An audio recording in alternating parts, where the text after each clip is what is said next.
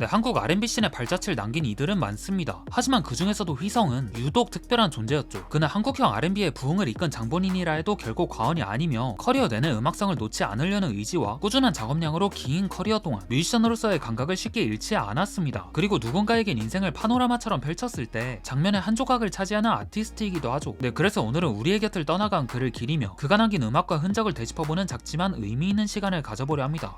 먼저 휘성은 한국형 R&B가 뭔지 제대로 보여줬어요. 지금은 다양한 스타일의 R&B 가수들이 등장하며 씬의 음악적 스펙트럼이 넓어졌지만 2000년대 중후반까지만 해도 R&B 가수란 타이틀은 퍼포머의 기교에 따라 부여되곤 했습니다. 파워풀한 성량과 고개에 가까운 애들이 흑인과 최대한 유사한 창법을 갖는 것이 마치 R&B의 동의어처럼 인식됐죠. 하지만 시간이 흐르면서 그 같은 창법이 고착화되자 국내 R&B는 균형을 잃기 시작했습니다. 물론 화려한 기교는 R&B에서 빠질 수 없는 중요한 요소 중 하나입니다. 그러나 점차 많은 가수들이 그것만을 앞세우며 R&B의 본질 보다 외형을 쫓기 바빴던 게 문제였죠. 근데 휘성은 달랐습니다. 이 형님은 솔로로 데뷔한 시점부터 R&B의 정수를 가득 끌어안은 채 이미 완성형에 가까운 형태로 데뷔했어요. 단순히 좋은 보컬리스트 그 너머의 존재를 알 수 있는 음악을 잘하는 뮤지션으로서 말이죠. 먼저 그의 보컬은 21살이란 나이가 믿기지 않을 정도로 노련함과 완숙미를 갖추고 있었습니다. 거칠고 쓸쓸한 정서가 공존하는 음색과 곡의 템포나 무대에 맞춰 보컬을 능숙하게 다루는 응용력은 그 자체로 사람들의 귀를 사로잡았죠. 아직 다듬어지지 않은 기술적 완성도는 타고난 감성과 뛰어난 표현력으로 커버했고요. 1집에 안 되나요? 2집에 위드미, 3집에 불치병이 각기 다른 스타일의 곡이었음에도 컬트적 반응 이상의 인기를 구가할 수 있었던 건 그만큼 휘성의 보컬 역량과 스펙트럼이 대단했기 때문입니다. 그런 보컬과 어우러지는 프로덕션 또한 장르의 문법을 충실히 따르면서 일정 수준 이상의 완성도를 갖췄기에 이 모든 요소들이 그를 대중과 장르팬은 물론 심지어 평단까지 사로잡은 이유였죠.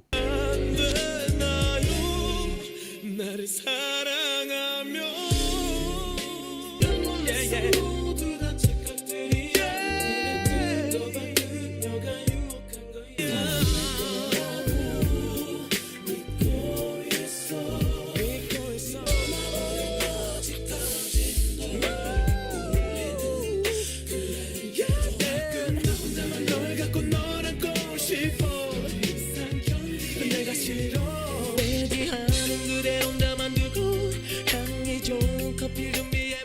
그리고 이런 결과를 만들어낼 수 있던 건 휘성이 노력의 천재였기 때문이에요. 10대 시절 휘성의 목소리는 우리가 아는 것과 전혀 달랐습니다. 당시 그는 하이톤의 미성에 가까웠고 훗날 고등학교 밴드부에 지원할 때도 김종서 형님의 노래로 오디션을 봤다 해요. 한편 고3이 된 휘성은 공부보다 실용적인 기술을 익혀야겠다는 생각에 아연 직업학교에 들어갔고 그곳에 음악과가 있다는 사실을 알게 됩니다. 그렇게 음악과 안에 고전음악 사물놀이반에 배정받아 성악 수업을 듣던 중 인생에서 절대 잊을 수 없는 충격적인 장면을 목격하죠. 어떤 남자의 하나가 일어나 노래를 부르는데 여태껏 자기가 들은 것 중에 제일 잘해가지고 온몸에 소름이 쫙 끼쳤거든요. 그리고 휘성을 그렇게 만든 친구의 정체는 바로 박효신이었습니다. 한국 가수 중엔 박효신이 최고다. 19살 남자애가 저런 목소리를 낼 수 있다는 건 난 그때 처음 알았단 말을 직접 남길 정도로 휘성한테 있어서 박효신은 비벼볼 엄두조차 안 나는 존재였어요. 동시에 이는 휘성이 열등감을 가지게 된 계기이기도 했고요. 같은 해 그는 운이 좋게도 A4란 랩발라드 그룹으로 데뷔하며 대중들 앞에 설 수 있는 기회가 주어졌지만 노래를 못 부른다는 이유로 사실상 팀에서 방출되고 심기일전하는 마음으로 들어간 실용음악학원에선 이영현, 임정희 같은 거물급 유망주들을 마주했다 보니 자신에 대한 회의가 더 깊어져만 갔죠. 그럼에도 이 형님은 포기하지 않았어요. 자신이 지금 한참 부족하다는 걸 인정하고선 그때부터 하루에 10시간씩 밤낮 장소도 안 가리고 오로지 노래 연습에 매진했죠. 매일 목이 쉬지 않으면 제대로 연습한 것 같지 않다며 스스로를 채찍질하면서 말이에요. 그렇게 이런 혹독한 수련 생활을 견딘 끝에 그는 마침내 자신만의 허스키한 톤을 완성하면서 이제 됐다란 홀가분한 기분을 느낄 수 있었다 합니다. 근데 이것 말고도 그가 노력으로 바꾼 것들은 몇 가지가 더 있는데 그중 하나가 춤이에요. 고1 때 유명 댄스팀 오디션에 합격한 친구를 보고서 자기도 너무 들어가고 싶은 마음에 망설임 없이 혼자서 오디션을 부스러 간 적이 있었습니다. 근데 도착한 오디션장에서 준비한 춤을 선보이기도 전에 단장님이 착하게 생겼다는 이유로 댄스팀에 바로 꽂아줬죠. 휘성은 이게 웬 개꿀이란 생각도 잠시 얼마 안가 이건 미친 짓이란 걸 깨닫습니다. 단순 호기심으로 시작한 댄서 연습생 생활이 상상 이상으로 혹독했던 거예요. 하루 종일 똑같은 기초 동작만 반복한 데다가 무서운 형들 밑에서 막내란 이유로 무시받기 일쑤였거든요. 근데 걷다 대고 또 뭐라 투정 부릴 수가 없던 게 같은 거울 속에 비친 자신과 이미 프로 레벨에 진입한 형들의 실력 차이가 커도 너무 컸습니다. 특히 이때 휘성은 작은 키와 둔한 몸 때문에 신체적 콤플렉스도 심했던 터라 자존감이 그냥 밑바닥을 뚫고 지하로 들어갈 수밖에 없었죠. 그런데도 중간에 그만두겠다는 생각은 절대 안 했대요. 오히려 여기서 춤과 사회 위계 질서를 배워야겠다는 생각이 앞섰다 하죠. 그렇게 끼니를 걸은 채 매일같이 연습실을 오가고 하루 생활비를 버스비만으로 충당하면서까지 자신을 육체적, 정신적 고통의 극한으로 몰아넣은 휘성은 무려 20kg를 감량하는 데 성공하며 무대에 설 수 있는 체형과 실력을 갖추 멈추게 됩니다. 그리고 마침내 그에게도 기회가 찾아왔죠. SESJ를 비롯한 당대 신인 가수들의 무대에서 댄서로 활약하며 자신과 무관할 줄 알았던 분야까지 섭렵하게 된 거예요. 그리고 이 경험은 훗날 솔로로 활동하는 데 있어서도 중요한 자양분이 되기도 했고요.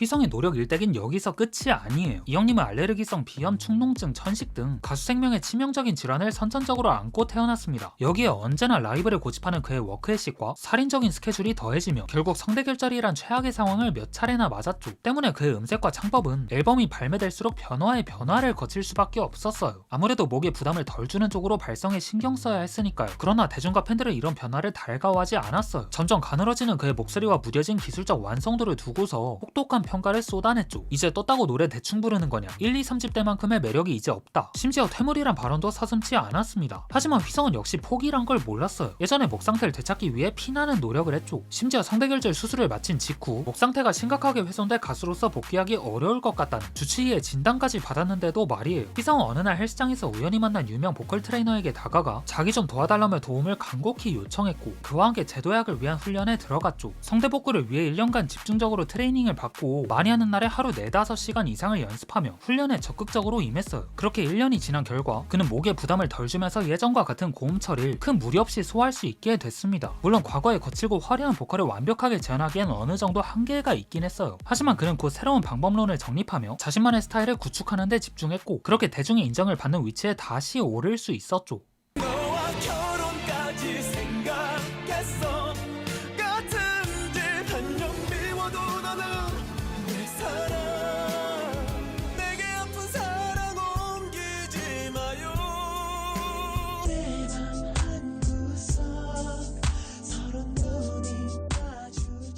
네, 마지막으로 휘성은 남다른 작업량을 보였어요. 2010년대에 접어들어 발매 주기가 다소 뜸해졌지만 그럼에도 앨범 단위 작업물과 싱글을 번갈아가며 꾸준히 발표했고 2000년대에 매년 앨범을 하나씩 발매할 정도로 그야말로 미친 허슬을 자랑했죠. 놀라운 점은 그가 성대결절을 비롯한 여러 건강 문제에 직면한 상황 속에서도 이런 성과를 만들어냈단 거예요. 그러면서도 음악적 완성도를 크게 잃지 않았다는 점도 주목할 만하죠. 비록 정규 5집에서 달라진 그의 음악적 변화에 실망한 팬들도 꽤 있었지만 그 후 수작 이상의 작품들을 연달아 선보이며 앞선 아쉬움을 빠르게 만회한 휘성이었어요. 그리고 이런 결과를 만들어낼 수 있었던 건 휘성의 음악을 향한 끊임없는 열정과 그를 지지한 조력자들 덕분이죠. 그동안 휘성과 함께했던 주변인들이 말하길 이 형님이 음악 작업이나 녹음에 들어갈 때면 너무 무식하다 싶을 정도로 열심히 해서 인류애가 사라지곤 했대요. 근데 이건 휘성 나름대로의 이유가 있었어요. 원래부터 완벽주의 성향이 있긴 했지만 YG를 떠난 2006년부터는 노래, 작사, 작곡, 춤, 프로듀싱, 뮤비 등등 뭐 하나 놓치지 않고 더 완벽해지려는 마음이 컸다 합니다. 왜냐면 이때부터 여러 아이돌 팀들이 빠르게 치고 올라오면서 솔로 아티스트들의 입지가 좁아졌다 생각했으니까요. 그리고 그런 생각과 집념을 갖고 있던 그의 곁엔 누구보다 깊이 이해하는 동료들이 있었죠. 특히 프로듀서 박경진, 김도훈 형님은 휘성의 초창기 사운드를 구축하는데 아주 중요한 역할을 했고 그 과정에서 수많은 히트곡을 배출함과 동시에 음악적 색깔을 다듬어 나가며 그가 긴 커리어를 유지할 수 있도록 기여했어요. 휘성 역시 이들에 대한 감사를 항상 잊지 않았고요. 지난날의 영광은 혼자만의 능력으로 이루어진 게 아니라 노래 만들어주는 사람, 믹스 마스터링 맡아주는 사람, 연주해주는 사람, 무대 올려주는 사람, 그리고 음악을 들어주는 사람까지 이 모든 이들이 있었기에 가능했다고 언급했죠. 이처럼 휘성에게 음악은 개인의 산물이 아닌 수많은 사람들의 노력과 헌신이 모인 합작품이었어요. 그래서 전 그가 이런 감사함을 알고 있었기에 수많은 고난 속에서도 음악을 끝까지 놓지 않고 언제나 다시 일어설 수 있던 게 아닐까 싶습니다. 네, 지금까지 휘성이 우리 곁에 남긴 것들을 돌아봤는데요. 근데 이뿐만 아니라 이 형님은 대중들의 귀를 사로잡을 수 있는 프로듀싱 감각, 후배 아티스트들에게 준 음악적 귀감, 언더그라운드 씬과의 협업 등 여러 측면에서 한국 음악계 전반에 본인의 흔적을 남겼어요. 그렇기에 그의 안타까운 소식은 팬들뿐 아니라 음악계 전체의 비보로 다가왔습니다. 다양한 장르의 음악인들이 그를 향한 추모 메시지를 보내는 모습만 봐도 그가 음악계에서 얼마나 큰 존재였는지 다시금 실감케 합니다. 부디 그곳에서 어떤 걱정도 없이 편히 쉬시길 바랍니다.